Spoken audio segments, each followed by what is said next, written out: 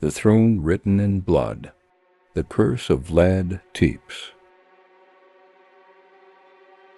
It was the year 1456. The mists drifting above the Danube had not yet lifted, and the forests of Wallachia lay heavy with moisture and decay. The air carried the scent of mold, blended with the rotting memory of old blood soaked deep into the earth. Even the sun rose timidly over these lands, for a deeper shadow whispered from the trees. A name passed from trembling lips: Vlad Dracula, the Impaler, Prince of Wallachia, but in the eyes of his people, an executioner, a demon, a bearer of a curse. As a child, Vlad had been handed over as a political hostage to the Ottomans by his father. He grew up behind the stone walls of the Edirne Palace, enduring years his young soul could scarcely bear. Every whisper of power, every crack of the whip, every silent humiliation pierced him like a thorn. Over time, those thorns lodged themselves in his heart. The young Vlad came to understand the darkness that would one day consume him. The rage he harbored against the enemy, whose language he spoke and customs he followed, would eventually drown Wallachia in blood. When he returned to claim his throne, Vlad was no longer a man. He had become a shadow. His first act was to summon the boyars noblemen responsible for his father and brother's deaths to a banquet. They dined in grand halls beneath vaulted ceilings, music playing, wine flowing, laughter echoing off carved stone walls. But the feast ended abruptly. Vlad stood up, his face calm with a thin, icy smile. The doors shut. Soldiers entered. One by one, the boyars were seized and dragged outside. That evening, the plains behind the castle bloomed with upright wooden stakes.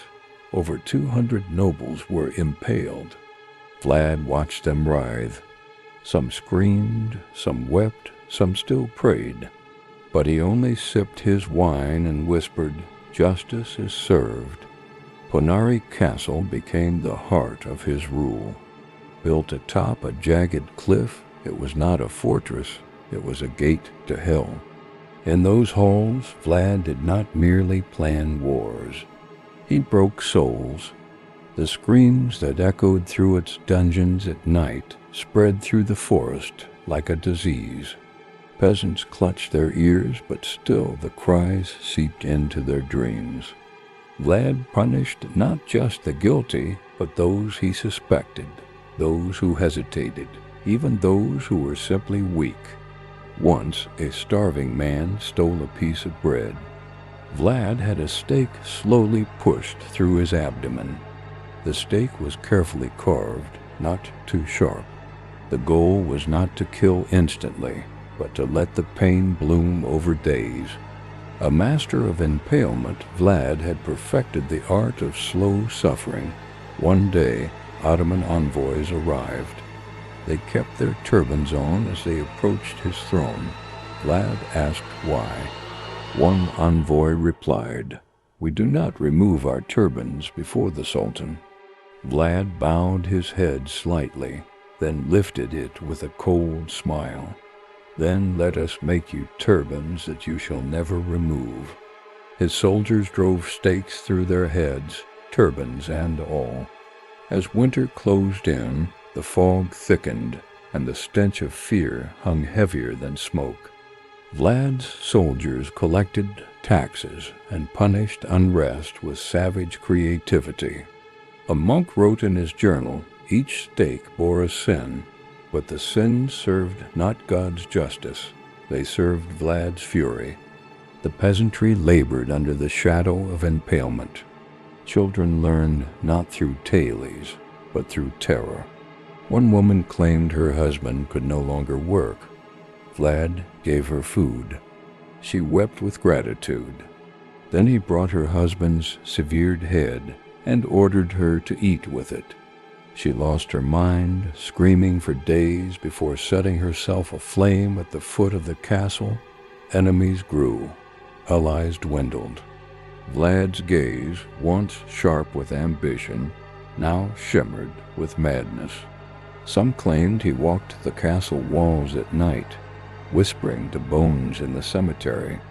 Others swore he spoke to the dead, that his meals were seasoned with the blood of traitors, that his goblets did not carry wine but warm, crimson essence drawn from fresh veins.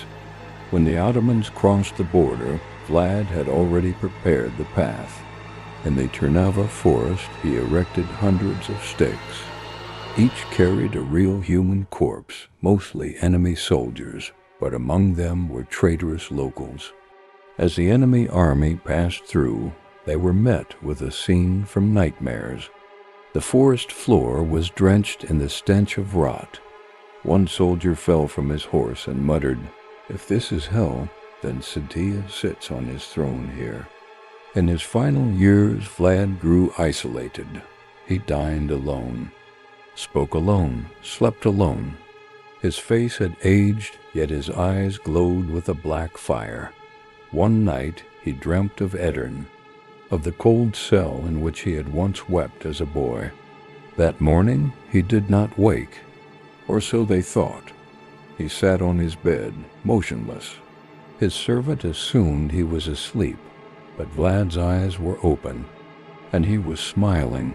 There was nothing more terrifying than Vlad's smile. When Vlad died, his body vanished. Some claimed the Ottomans decapitated him and took his head to Istanbul. Others said a ritual had bound his spirit to the earth, buried deep beneath Poenari Castle. His grave was never truly found. Every year, on the date of his birth, strange sounds were heard near the ruins. Some say his spirit still wanders the halls at night, rising from his grave to walk the woods. A few years ago, a young archaeology student set out to find Vlad's true resting place. Based on ancient records, he dug along the eastern slope of Poenari. As he unearthed cracked stones and bones, he found what appeared to be an old, hidden crypt. That night, sitting alone by his campfire, he heard footsteps in the forest. At first, he thought it might be a bear. Then a silhouette emerged. Tall, crowned, face lost in shadow, eyes glowing faintly. The student froze. The figure approached, bent close, and whispered. These lands were fed with justice, sealed with blood. Your soul belongs to this soil now. The next morning, his tent was found, empty. In the center of the camp, a single wooden stake stood upright. Impaled upon it was a note with 3 words. Vlad is here,